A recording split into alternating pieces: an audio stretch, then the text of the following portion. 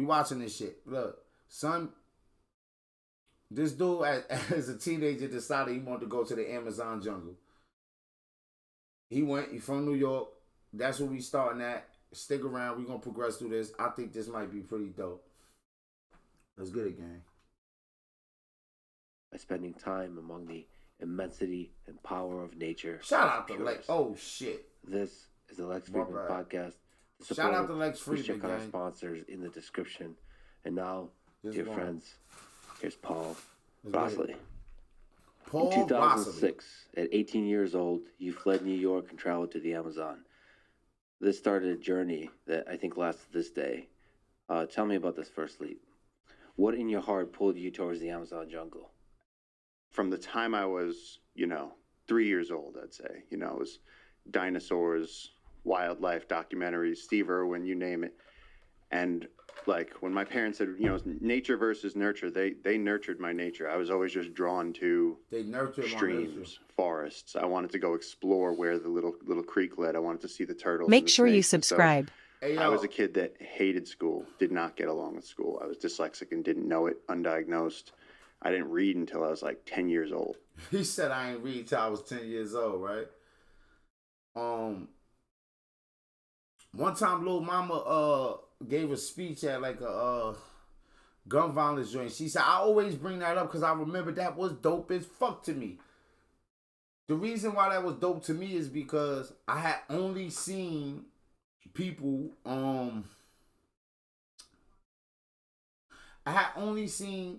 say stuff like that were really successful or that went on to do like just great things, right? Like, say you don't gain a mass amount of money. Say you don't gain a whole lot of money or followers, but you just do something that's like,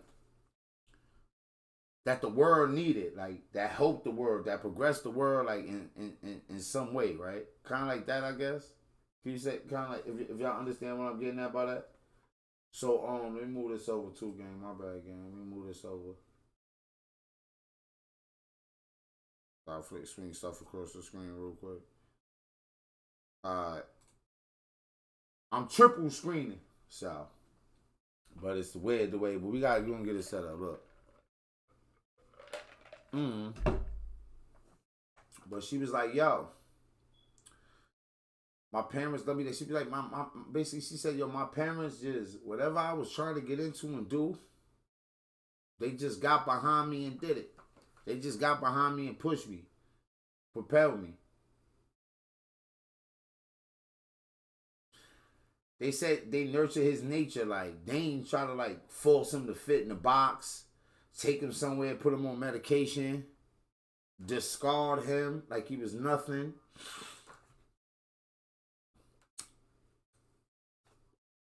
In the way a lot of parents do, that be caught up in a capitalist society where like, nigga, I ain't got no time to figure out your issues. I ain't really got time to worry about you. Only reason you here is because I was fucking around and having sex.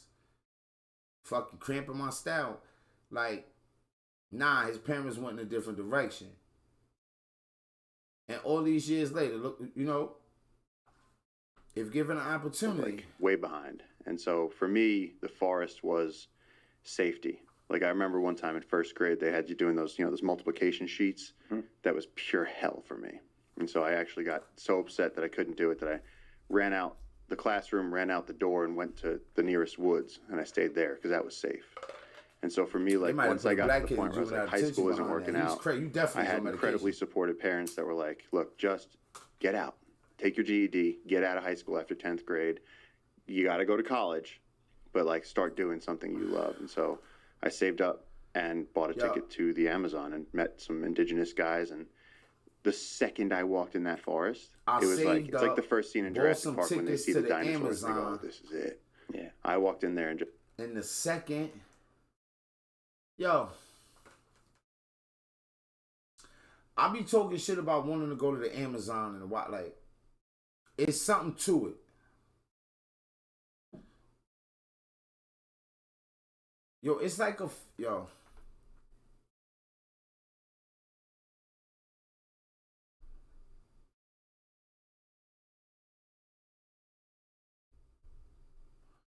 sometimes, yo, I know people that like go on vacation or want to go certain places, and it's like, yo, I gotta just relax and let go. And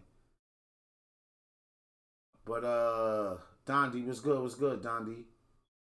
But is that really letting go? How many get the urge to like not be around people? Make sure you subscribe. Not to be cliche, get one with nature. I never did it myself, gang. But when the last time you ever was outside and felt like you could take all your clothes off and be free, or like where everything surrounding you for miles and miles was privacy?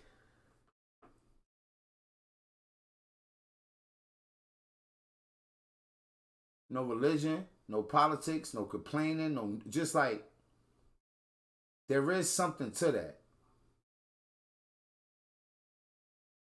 I looked at those giant trees. I saw leafcutter ants in real life, and I just went, "Oh!"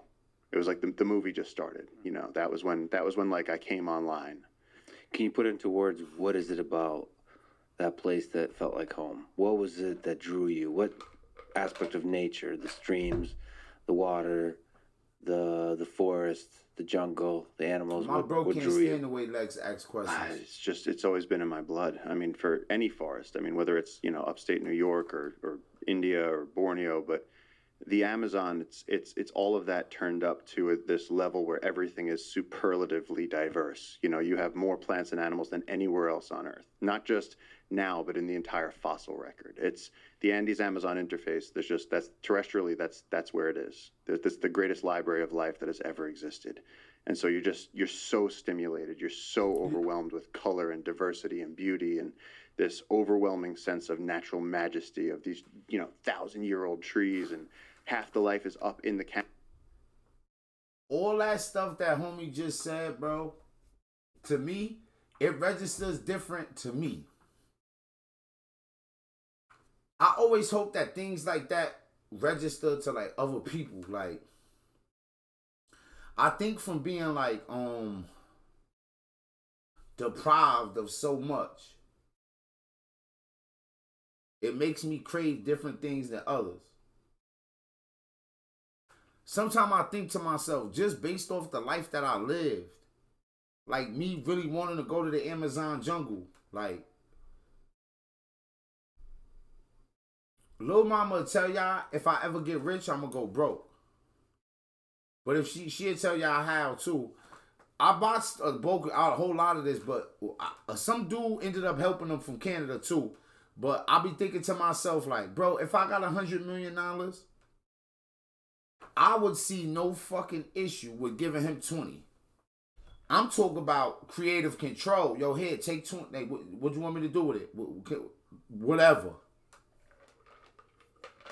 Then Elon Musk get somebody some money or some shit, whatever.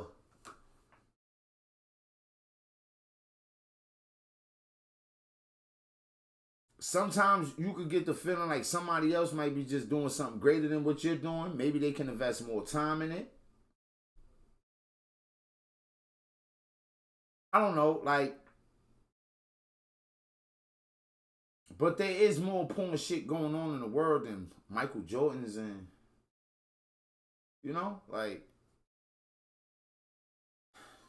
canopy of those trees. We don't even have access to it. There's stuff without names walking around on those branches, and it's like it just takes you somewhere. And so going there, it was like, you know, the guys I met just opened the door and they were like, you know, how far do you want to go down the rabbit hole? How much of this do you want to see? You mentioned Steve Irwin. You list a bunch of heroes that you have. He's one of them. And make sure you subscribe. When you're unsure about a decision, you ask yourself, WWSD, what would Steve do? Why is that such a good heuristic for life? What would Steve do?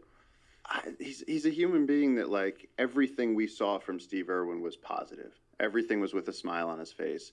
If he was getting bitten by a reticulated python, he was smiling. Yeah. If he was, you know, getting destroyed in the news for feeding a crocodile with his son too close, he was trying to explain to people why it's okay and why we have to love these animals. And everything was about love, everything was about, wildlife and protecting. And to me, Never a person realized like that that where you only see positive things, that's a role model. He said that's a role model. I thought about that too. When I heard him say it the first time, like, damn, I never seen Steve Irwin upset. I don't know if Steve Irwin argued with his wife or beat her up or was abusive to his kid, whatever, but I'm not even assuming so, because he had a different aura. And he just never showed it. It's hard to keep certain things back. But he was able to recognize that, probably at a young age too. And maybe even want to mirror it. And it's just like an endless curiosity and hunger to explore this world of nature. Yeah, and an insatiable madness for wildlife. I mean, the guy was just so much fun. I gotta, if it's okay, read to you a few of your own words. You open the book Mother of God with a passage that I think beautifully paints a scene. Before he died, Santiago Duran told me a secret. It was late at night in a palm-thatched hut on the bank of the Tambopata River, deep in the southwestern corner of the Amazon basin. Besides a mud oven, 2 wild boar heads sizzled in a cradle of embers, their protruding tusks curling in static agony as they cooked. The smell of burning cecropia wood and singed flesh filled the air. Woven basket containing monkey skulls hung from the rafters, where stars peeked through the gaps in the thatching. A pair of chickens huddled in the corner, conversing softly. We sat facing each other on sturdy benches, across a table hewn from a single cross-section of some massive tree, now nearly consumed by termites. The song of 1,000,000 insects and frogs filled the night. Santiago's cigarette trembled in the aged fingers as he leaned close over the candlelight to describe a place hidden in the jungle. That line, the songs of 1,000,000 insects and frogs filled the night, for some reason hit me. What's it like? My mind could get wrapped on certain things that's weird, I know, right? Like I said, from being deprived of shit sometimes, it'll make you crave for certain other shit, right? So, one thing that happened to me that was wild, right? Was I started to pick up word, so certain words certain words would be said, and I wouldn't know what the word meant, and then I would be embarrassed, inside. But I was just able to be. I'm inquisitive, so I want to learn. So I always talk about the first time I learned what an entrepreneur was, right? I might have been in my 20s or something. I think I heard it in a rap song, singing it. I mean, I don't know, and didn't even know what the word meant, right? So, and that extends to all type of stuff. So when I don't know stuff and I find out stuff, I'll be I get embarrassed and I want to chase more information down, and I want to know why I wasn't aware of it, why I didn't know shit. And like I said, some people will just try to remain in order for say I say I could do 50 push-ups in a row. Just take something like 50 push-ups, right? And in my mind, I really want to be able to do 50 push-ups, but I'm so afraid to even just do 10 push-ups and conk out that because I would be embarrassed that I can't do 50, that I don't never get to even tempting to actually do the 50.